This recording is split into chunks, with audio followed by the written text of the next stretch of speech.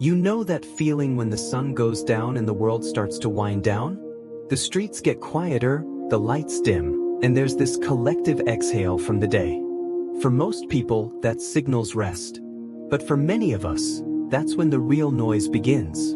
Because while the outside world settles into silence, the inside world, your thoughts, they do the opposite. They get loud. They come rushing in like they've been waiting all day for this moment. And suddenly, you're not lying in bed anymore. You're in a courtroom with your own thoughts, replaying awkward conversations, stressing about tomorrow, drowning in doubt and unfinished business. It doesn't feel fair, does it? After all the effort you've spent just making it through the day, now you've got to battle your own mind just to get some rest? But here's the thing, you're not the only one. There's a reason our thoughts tend to get louder when everything else gets quiet. The Stoics understood this a long time ago.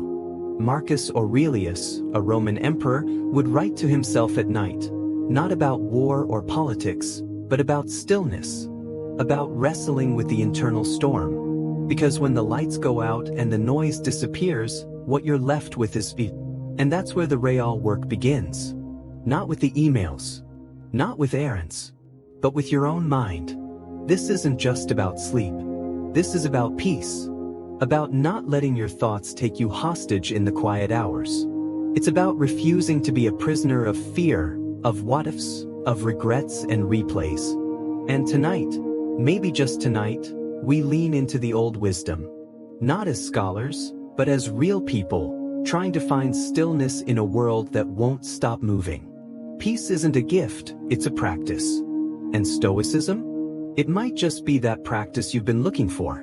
If what you're hearing so far feels like it's meeting you exactly where you are, somewhere between tired and trying, maybe consider sticking around. Because this isn't about pretending you're okay.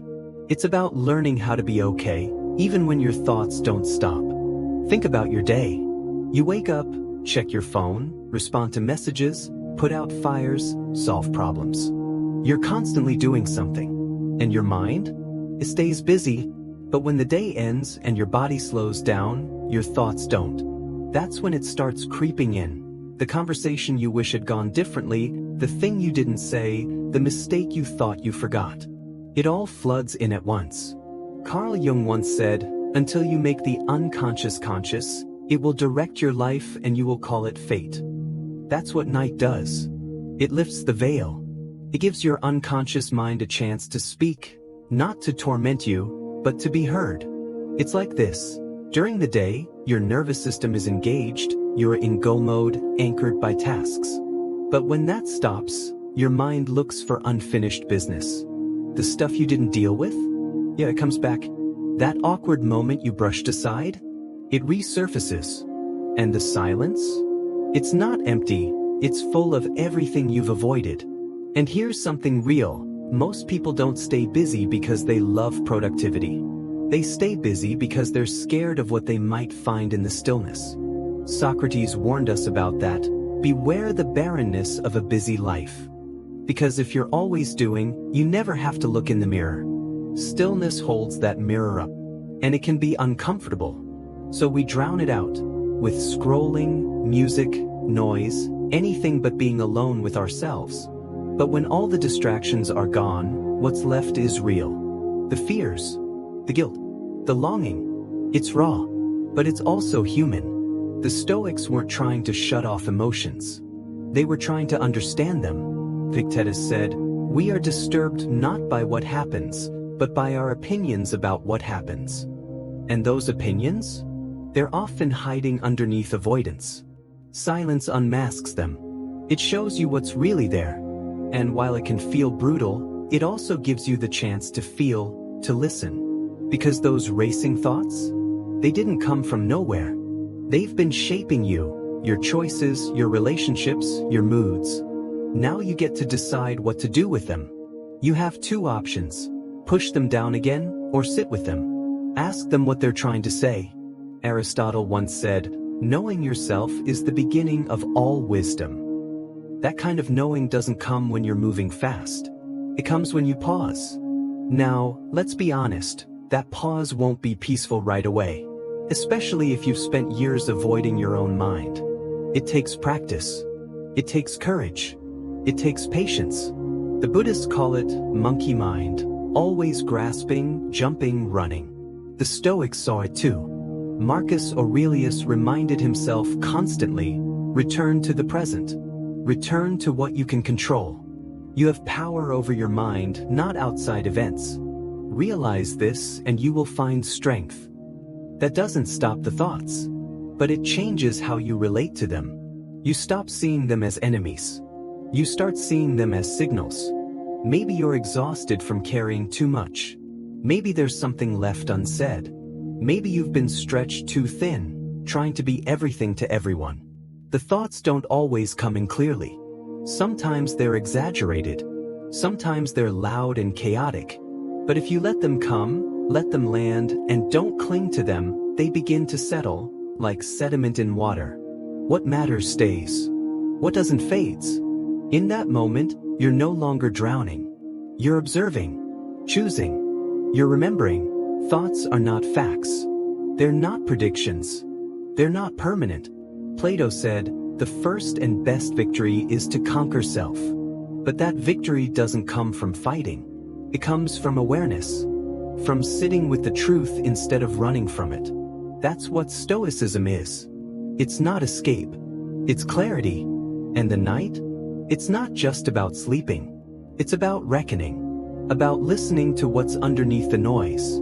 That voice doesn't yell. It whispers. It comes in body tension, half-formed thoughts, intuition. But it's there. And if you listen closely, it tells you what's weighing you down, and what you might finally be ready to release. Some of the greatest thinkers, Seneca, Marcus Aurelius, even Jung, did their most honest reflection at night. Not because they loved the dark, but because the dark helped them see. It humbled them. It reminded them what mattered. So if your mind races at night, don't panic. Don't run. Let it speak. Let it swirl. And then breathe. Remind yourself, this too is part of being alive. The storm will pass. Peace doesn't come from avoiding the silence. It comes from learning how to live with it. You're not failing because your mind won't shut off. You're not broken. You're human. You're being asked to sit with what's true. And if you do, even for just a moment, the thoughts slow. The noise softens. And beneath all of it, you might just find a stillness that's been waiting for you all along. It's kind of strange when you think about it, how a tiny moment from the day, something you barely noticed at the time, suddenly shows up at night like it's demanding your full attention. Maybe it was a sentence someone said that felt off. Or something you said that didn't land the way you hoped. You didn't have time to deal with it earlier. You were too busy, too focused, too distracted. But now, the noise is gone. The distractions are off. And it comes back, clear and sharp. And you can't help but wonder, why now? Well, maybe it's because this is the only time your mind has the space to speak freely. During the day, you're in survival mode. You have stuff to do. You're solving problems, replying to messages, trying to keep things together. Your mind has a job, get through the day. But at night, when the outside world quiets down, that's when your inner world steps forward. It's like it's been waiting in line all day just to get a few minutes of your attention. And you know what? That's not a glitch in your system. That's your mind trying to be heard. There's a quote from Jung that goes, "Until you make the unconscious conscious, it will direct your life and you will call it fate." That hits hard, doesn't it? Because most of us are being shaped by thoughts and emotions we've never taken the time to really face. And night is often the only time those things get a chance to show up. But we treat it like a problem. We grab our phones. We scroll. We play noise in the background. We do anything to avoid that quiet confrontation with ourselves. But because it's uncomfortable. Because stillness doesn't just bring peace, it brings truth. And truth, especially the kind we've been avoiding, doesn't always feel gentle. It brings back memories we tried to forget. It pokes at insecurities we thought we buried. It brings up guilt and fear and longing, emotions that don't ask for permission before they flood in. And it's overwhelming. Of course it is.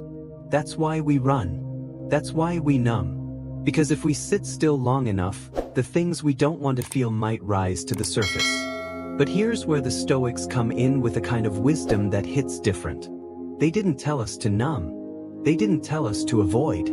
They told us to face it, not with panic, but with clarity. Not with shame, but with curiosity. Epictetus said it plainly, we are disturbed not by what happens, but by our opinion about what happens. Let that sink in. The thing itself, the memory, the regret, the fear, isn't what breaks us. It's how we interpret it, the meaning we attach, the judgment we place on ourselves. And that's something we can learn to change. That's the beauty of night. It strips away the noise and leaves you with what's real. And yes, that's scary. But it's also honest. It's the only space where you can truly hear your own thoughts without the world shouting over them. And you might find that the thoughts keeping you up at night, they're not trying to hurt you. They're trying to help you. They're signals. Messy ones, yes, but still pointing to something that needs care. Maybe it's your body saying, you're exhausted and you keep pretending you're fine.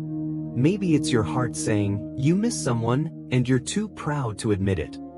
Maybe it's your conscience saying, that thing you avoided? It still matters.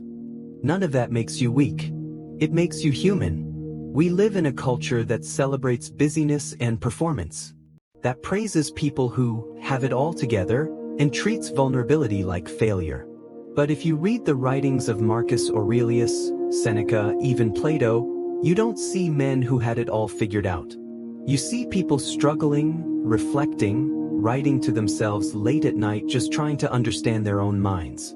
Marcus Aurelius, Emperor of Rome, wrote, "Nowhere you can go is more peaceful, more free of interruptions, than your own soul." But even he had to remind himself of that, again and again. If the most powerful man in the world was still trying to find peace inside his own head, maybe we can give ourselves permission to be in process too. It's easy to think strength means never wavering, never doubting. But real strength? It's facing the mess inside you without pretending it isn't there. And Carl Jung had a name for that mess. The shadow. The parts of you that you deny, suppress, or hide. He believed we don't grow by ignoring the shadow. We grow by facing it. He said, one does not become enlightened by imagining figures of light, but by making the darkness conscious. And that's exactly what night invites you to do. To stop pretending. To stop performing. To sit with your own mind and say, okay, what's here? It's not about fixing everything in one night. It's not about solving the mystery of your life before morning. It's about being willing to look, to notice, to feel, to let your mind unfold without judgment. That's self-examination. Not the harsh, self-critical kind where you beat yourself up for every mistake, but the honest kind. The kind where you say, this thought hurts, where is it coming from? Or, this feeling keeps showing up, what's it trying to tell me? Plato believed, the unexamined life is not worth living. But he didn't mean you had to obsess over every detail. He meant you had to care enough to pay attention to your patterns, your beliefs, your desires, your impulses. And what better time to do that than in the stillness of night? The hardest part is staying. Just staying with the discomfort. Sitting in the silence without reaching for a distraction. That takes courage. That's not weakness, that's inner work. Even the great philosophers had nights where they doubted themselves, where they were haunted by regrets, where they couldn't sleep because their minds wouldn't stop. That doesn't make them flawed, that makes them real. So why do we hold ourselves to a standard even they didn't meet? Why do we think if we were stronger, we wouldn't feel this way? Truth is, strength often looks like sitting in the discomfort without running away. Like letting the feelings wash over you without drowning in them. Like saying, this hurts, but I'm still here. That's where real growth happens. In the gap between who you've been and who you're becoming. And that gap? It's not failure. It's progress. It's where the learning lives. The humility. The self-awareness. The honesty. So tonight, if you find yourself lying awake again, thoughts swirling, heart racing, don't panic. Don't shame yourself. Just breathe. Just listen. And maybe instead of running from it all, you whisper back, I hear you. I'm here. Let's sit with this together. We tend to think of overthinking as a flaw. Like our brain is malfunctioning if it won't quiet down at night. But what if it's not a defect? What if it's a message? A pattern? A way your mind is trying, clumsily, to get your attention? That's how the Stoics saw it. Not as weakness. Not as a problem. But as a signal. They believed that the thoughts racing through your mind weren't your enemies. They were messengers. They weren't there to punish you, but to reveal something underneath. Something you may have missed, ignored, or buried while you were too busy surviving the day. So instead of battling every thought, what if you stepped back and simply watched? Marcus Aurelius did that. In his journals, he constantly reminded himself not to jump to judgment. He would observe his mind like a curious student, not a harsh critic. And one of his most repeated lines was, "You have power over your mind, not outside events. Realize this and you will find strength." It sounds simple, but in practice, that's life-changing. Because when you realize that thoughts aren't commands, that not every feeling is a fact, you begin to relate to your mind in a whole new way. Let's say a thought comes up, I failed today. Old reaction, believe it. Spiral into guilt. Stay up all night analyzing what went wrong. New reaction, pause. Ask, is this thought true? Is it helpful? Or is it just a voice from my fear, echoing louder because it's dark and quiet? You don't have to wrestle it. You don't have to argue with it. Just recognize it. Name it. And let it pass like a cloud drifting across the sky. Epictetus taught this discipline of assent, the practice of evaluating every thought before you let it settle in. He said, it's not the things themselves that disturb us, but our opinions about them. So when your thoughts feel loud and threatening, sometimes it's not the thought itself, it's the meaning you're attaching to it. And often, that meaning is outdated.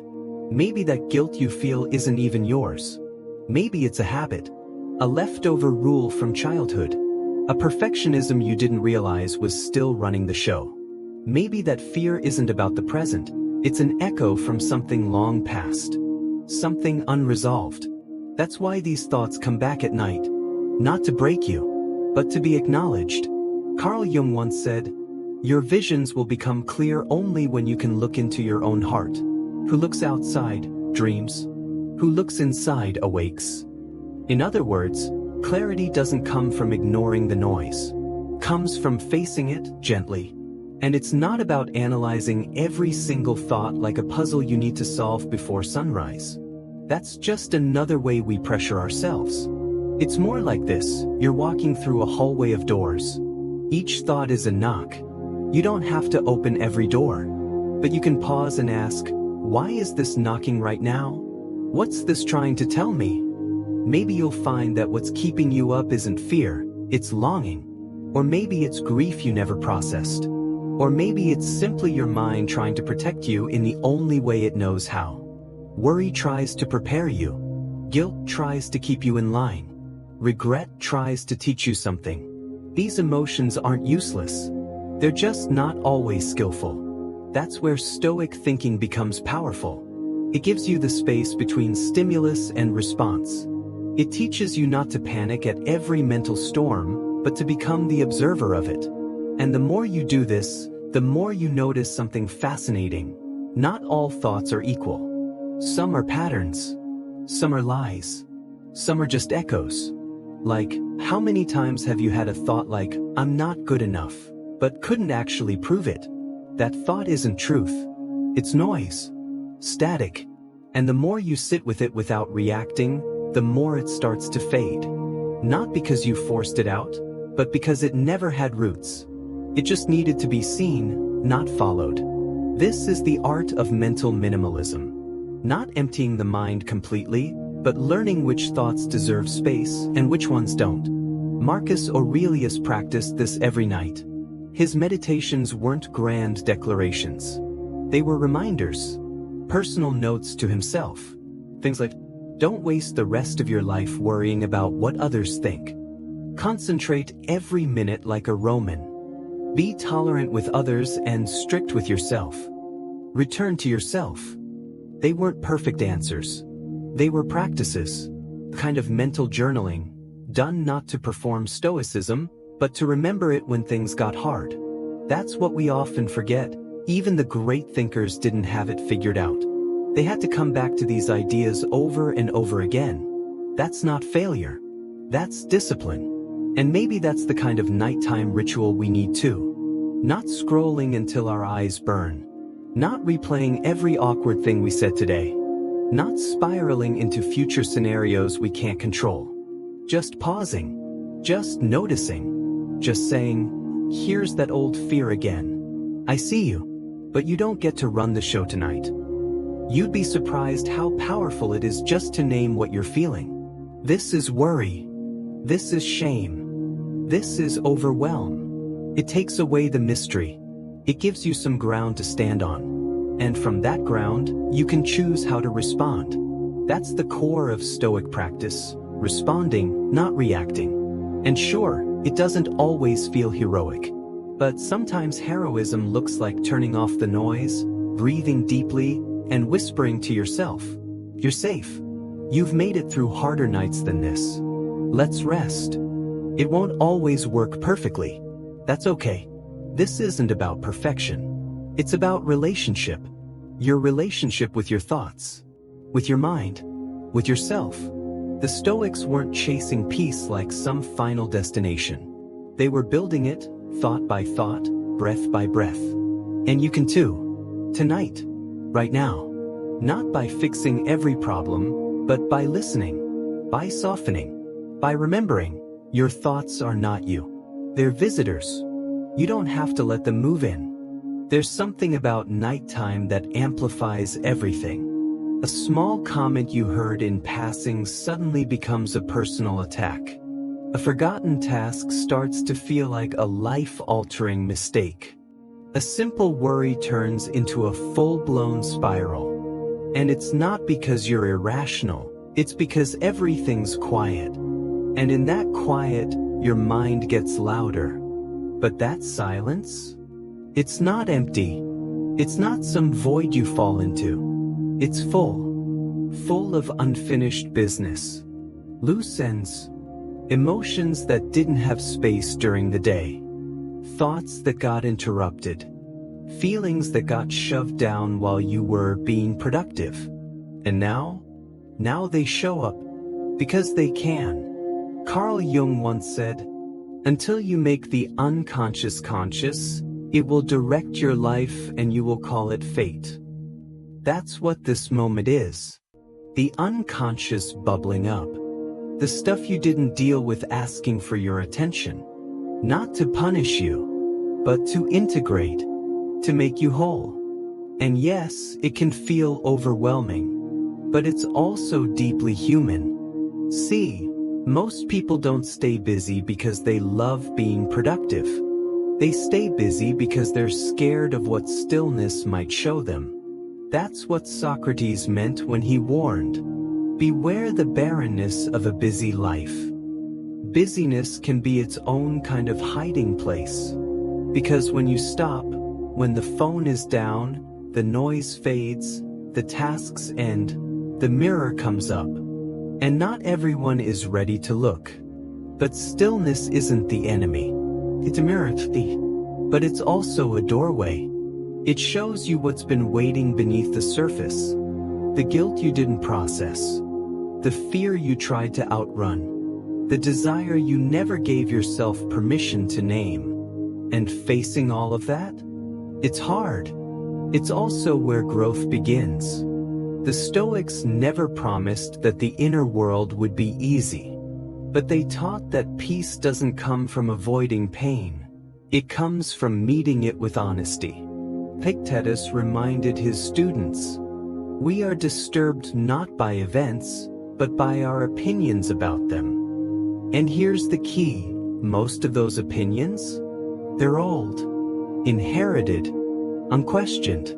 They live deep in the mind like background software, shaping our emotions without us even realizing. That's why silence feels heavy. It doesn't bring new problems. It reveals old ones. But that's not something to fear. That's something to learn from. Because awareness, real awareness, is what gives you back your power. Not the kind of power that fixes everything overnight, but the kind that lets you sit with yourself without flinching. The kind that whispers, okay, this is what's here. Let's breathe through it. You start to notice that thoughts don't need to be solved immediately. Emotions don't need to be judged. You don't need to run from your reflection. You just need to witness it. That's it. No perfection. No performance. Just presence. And it's in that presence that something strange happens. The mind, once seen, begins to soften. Thoughts settle like sediment in still water. What's important stays. The rest? It floats away. It doesn't happen all at once. But over time, with practice, you realize you're not drowning. You're observing. You're choosing. And that choice? That's everything.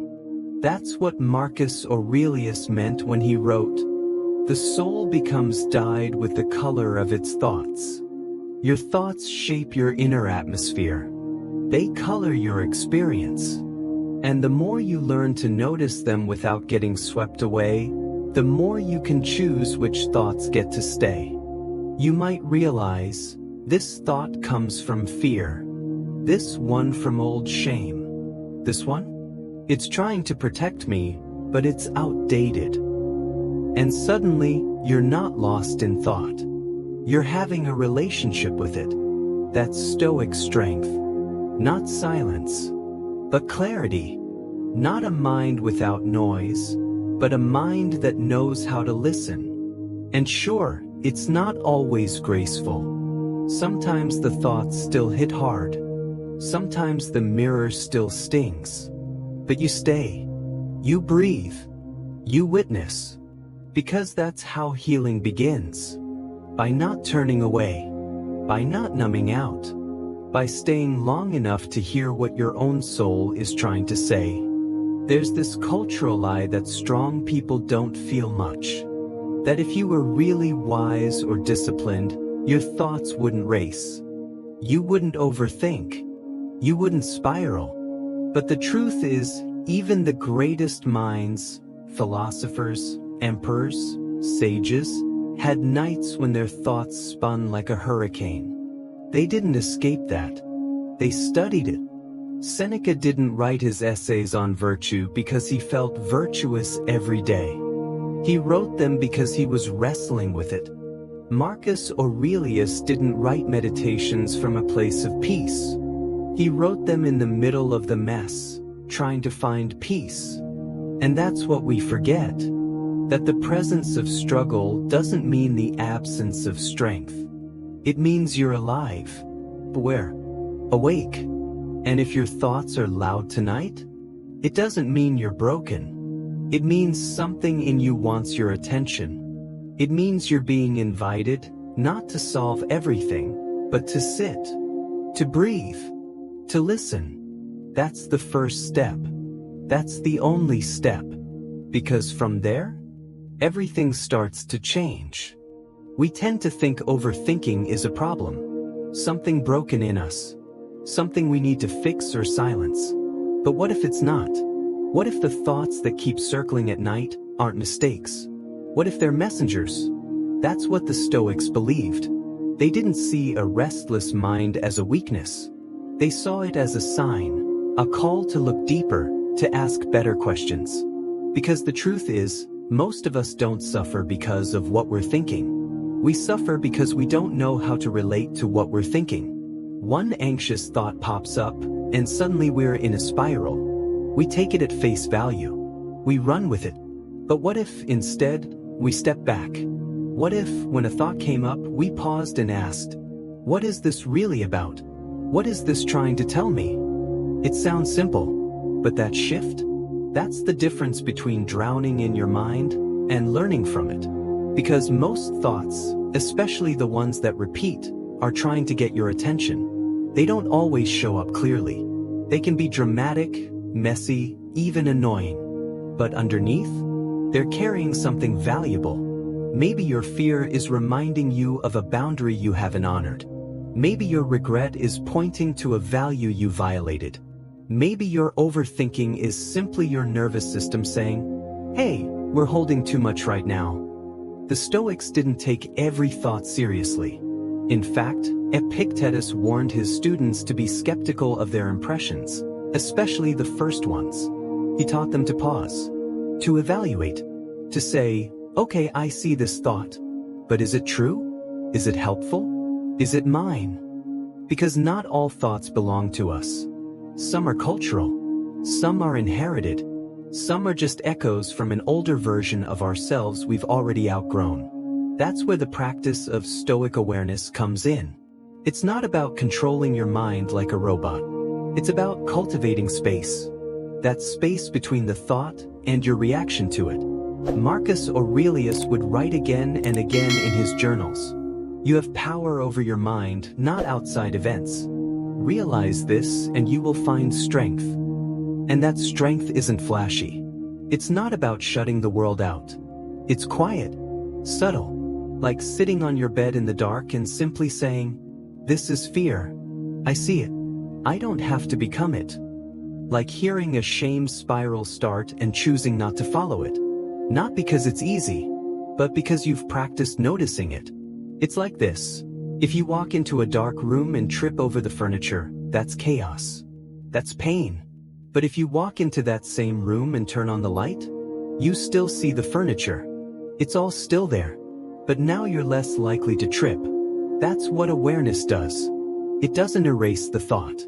It illuminates it. And once you see it clearly, it often loses its power. You might still feel it, but you're no longer at its mercy. Carl Jung had a beautiful way of describing this. Your visions will become clear only when you can look into your own heart. Who looks outside, dreams. Who looks inside, awakes. So many of us have trained ourselves to think logically about the outer world, to make to-do lists, organize our schedules, measure progress.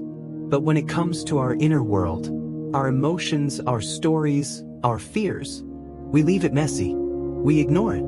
And that inner mess? It eventually catches up. The Stoics saw that clearly. They believed the mind should be like a well-run household. Not silent, not sterile, but orderly. Not because chaos is evil, but because clarity is essential. They weren't trying to eliminate emotion. They were trying to see it for what it is. A signal, not a sentence. So the next time your mind is racing, instead of saying, "I need to stop thinking," try this. What is this thought trying to show me?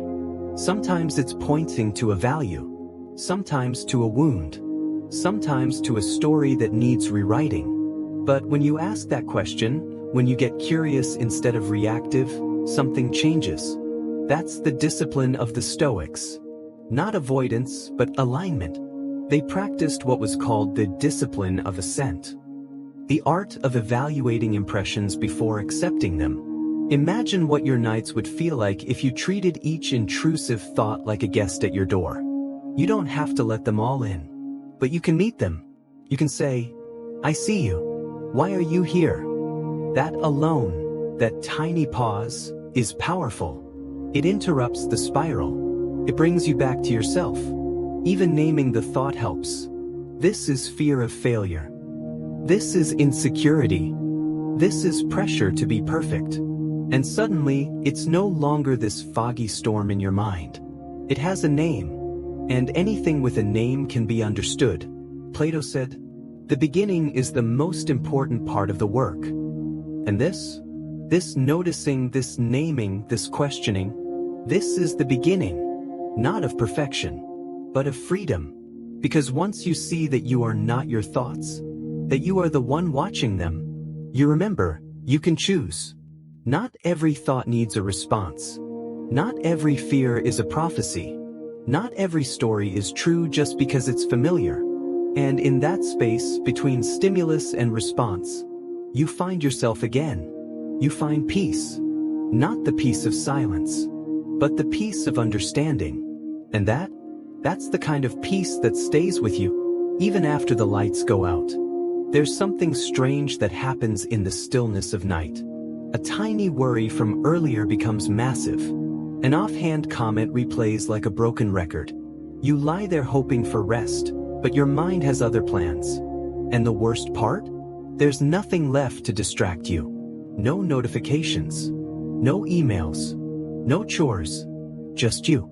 You and that internal spotlight that suddenly feels way too bright.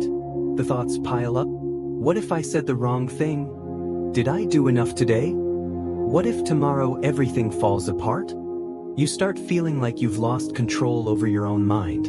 And in that moment, it's easy to feel weak, broken, defective. But you're not. This moment, this late-night wrestling match in your brain, it's ancient, it's human, it's universal. Epictetus, one of the great Stoic philosophers, knew this struggle too. He was born into slavery, had no status, no wealth, but he still managed to develop one of the most powerful philosophies of inner strength. And what he taught was this: the mind will always try to pull you in 100 directions. Your job is to choose where you stand. That's what Stoic resilience is. Not pretending you're not afraid, not suppressing doubt, but choosing how to respond. It's not loud. It doesn't look like someone giving a motivational speech.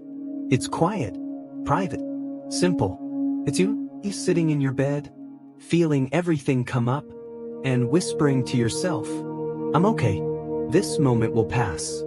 Resilience is making space for discomfort without letting it define you. Saying, "This hurts, but I don't have to panic." It's trusting that not having all the answers right now doesn't mean you're lost. It means you're alive. Most of us have been conditioned to think strength is about appearance. Keep it together. Smile. Show up polished. But Stoic strength? It isn't about how things look. It's about how you carry what you can't control. Marcus Aurelius, the Roman emperor who led armies and governed a vast empire, wrote not about glory or conquest, but about trying to stay calm in the face of chaos.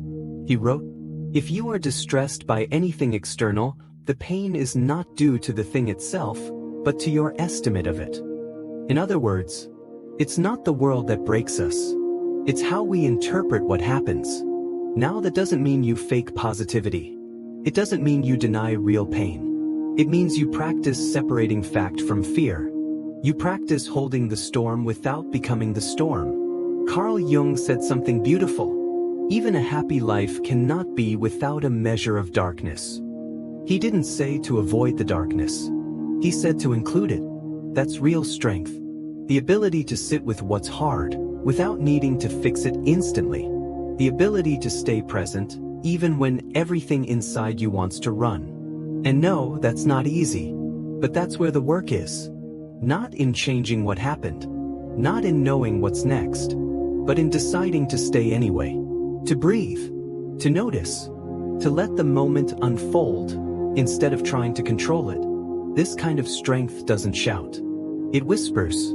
It shows up in small acts. Like making your bed even when you feel numb. Like writing in your journal when you're confused. Like choosing silence instead of reacting in anger. That's Stoic resilience. Not coldness, but clarity. Not denial, but discipline. A discipline that says, I don't need to figure it all out tonight. I just need to stay grounded. Plato once said, the measure of a person is what they do with power. But what if power isn't about dominance or status? What if true power is restraint? The ability to hold your tongue, to pause before reacting, to stay steady when everything feels uncertain. Imagine this. It's 2 a.m. Your mind's racing. You're thinking about something that hasn't even happened yet. Now imagine instead of spiraling, you say, this is discomfort. It's not forever. I can breathe through it. That's it. No big solution. No epiphany. Just presence. That presence is power. It won't fix everything overnight. but it changes how you experience the night. Because when you stop fighting your thoughts, when you start relating to them differently, you regain your strength. It's not that the fear disappears. It's that it no longer controls you. And yes, this takes practice. The Stoics didn't expect perfection. They expected effort. They trained their minds daily. They reflected. They returned to their center again and again. That's what makes it powerful. It's accessible. It's human. You don't need to be famous, or perfect, or fearless. You just need to be willing to try. Especially when it's hardest. Especially when you're tired and unsure. That's when Stoic resilience really lives. In the in-between moments. In the uncertainty. In the silence. So the next time you lie awake, feeling like the weight is too much, just breathe. Remind yourself, this moment is part of it. Not a failure. Not a flaw. Just life, asking you to stay soft and steady. And when you do, even without answers, that's strength. That's resilience. That's peace. Most people think of sleep like hitting the power button. You're done for the day. You've pushed through. So now you just shut down. But what if sleep wasn't shutting down at all? What if it was a return? A gentle return to the parts of you that aren't chasing deadlines, scrolling endlessly, or performing for the world. The Stoics, despite being active, disciplined, constantly wrestling with philosophy and politics, they understood something sacred about rest. They didn't treat sleep like collapse. They treated it like alignment.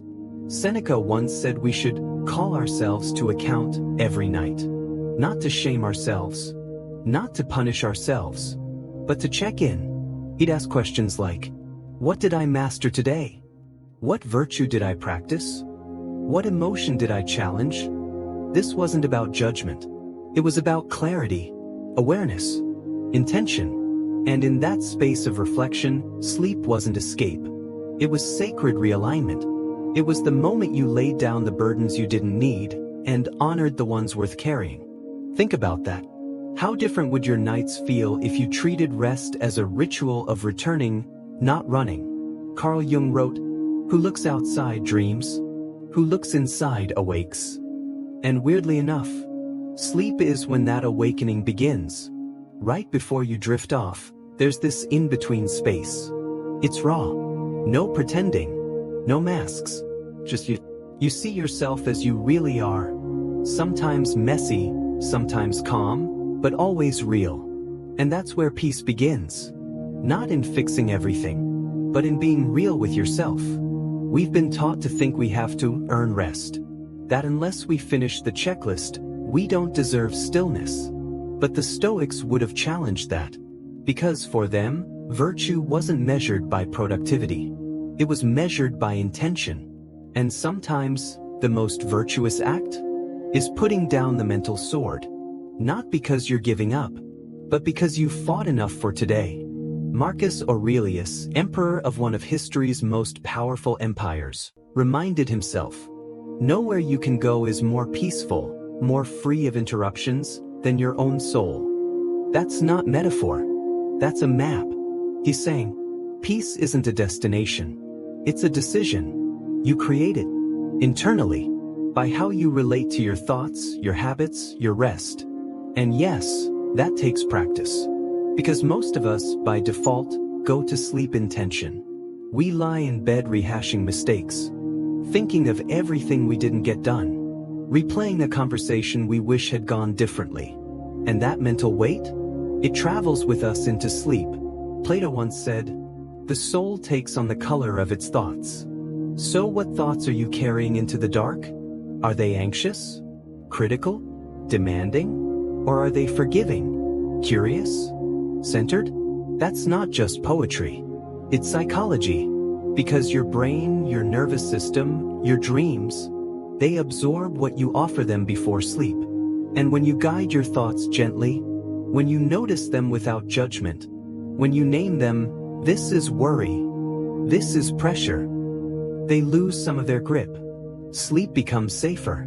Not because you've erased your problems, but because you've disarmed their power to dominate you. You become your own guide.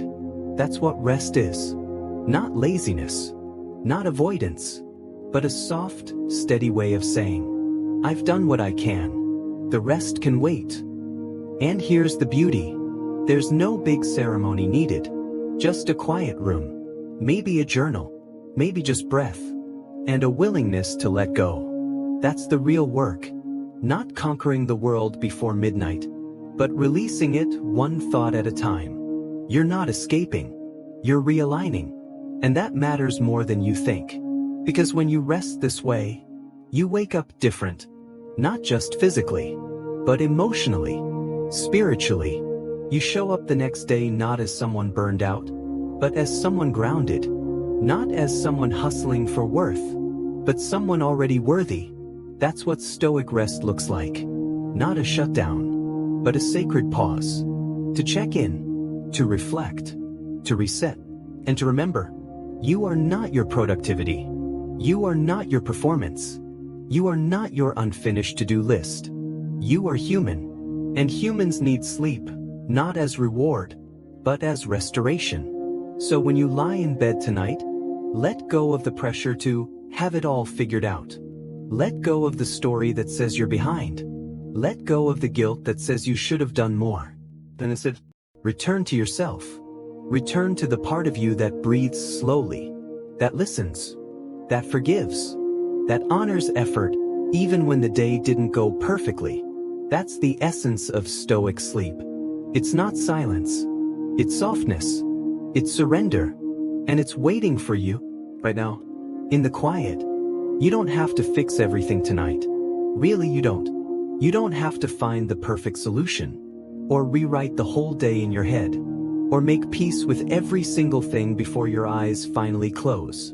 Some thoughts can wait, some feelings too. And that's not avoidance, it's wisdom. Because not everything deserves your midnight attention. There's a difference between caring and overcaring. You can care deeply and still sleep soundly. You can be reflective without spiraling. You can be thoughtful without drowning in thought. That balance? It's where peace lives. And it begins when you realize, not every thought is sacred. Not every emotion needs analysis right now. Not every worry deserves the keys to your mind at night. Some of them are just echoes. Some are patterns. Some are fear wearing the mask of urgency. But you get to choose who stays. The Stoics were never trying to become cold or detached. That's the myth. They weren't emotionless.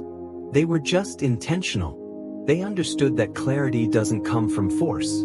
It comes from stillness, from allowing the mind to settle like dust in water, until what's true rises to the surface. And that's what tonight can be for you. Not an escape, but a return to clarity. Imagine your mind like a room at the end of a long day. There's clutter, conversations, unfinished tasks, random thoughts. And instead of frantically trying to organize it all before bed, you just dim the lights. You don't need to clean everything tonight. You just need to stop tripping over what isn't urgent. And in that space, peace enters quietly, not because everything's fixed, but because you've stopped fighting what can wait. This is where the practice begins. Not in solving, in softening, not in conquering, in compassion. Socrates once said, "The unexamined life is not worth living." But you know what else? The over-examined life. The one that never lets you rest. The one that treats sleep like something you must earn through suffering. That's not living either. There's a sweet middle ground. A space where you can be curious about yourself, without criticizing yourself.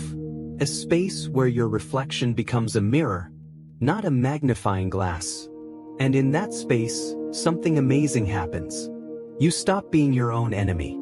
You start becoming your own guide. The Stoics practiced this, night after night, by journaling, meditating, reviewing their day with gentle honesty. Marcus Aurelius wrote, "When you arise in the morning, think of what a precious privilege it is to be alive." But what made that possible was the way he ended his nights. Not with shame, not with self-punishment, but with presence. He would look at his day and say, "I fell short here, I lost my temper there. I let fear drive that decision, and then he would let it go. He wouldn't pretend to be perfect. He wouldn't carry it like a curse. He saw reflection as polishing the mirror, not shattering it. Carl Jung once said people will do anything, to avoid facing their own souls.